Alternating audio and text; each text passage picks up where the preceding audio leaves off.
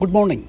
Father Anait Vernon and I'm Harry. Wish you all a very happy feast of Saints Peter and Paul. Today the Church celebrates the solemnity of Saints Peter and Paul. Peter was martyred around 64 AD. The New Testament shows Peter as the leader of the apostles, chosen by Jesus to have a special relationship with him. With James and John, he was privileged to witness the transfiguration, the raising of a dead child to life, and the agony in Gethsemane. And to Peter only did Jesus say, "Whatever you loose on earth shall be loosed in heaven," and he was told to feed his lamb. Paul was beheaded around 64 AD.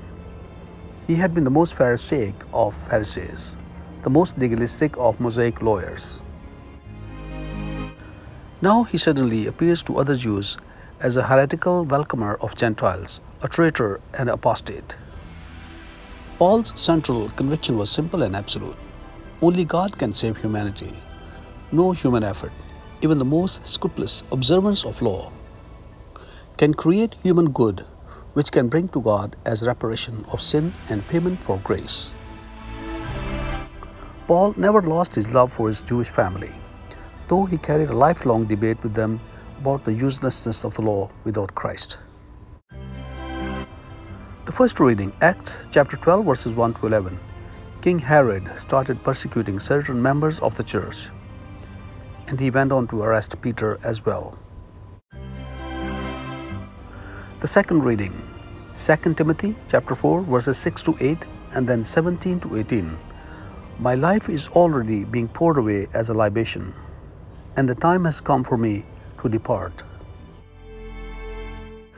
Today's Gospel, Matthew chapter 16 verses 13 to 19.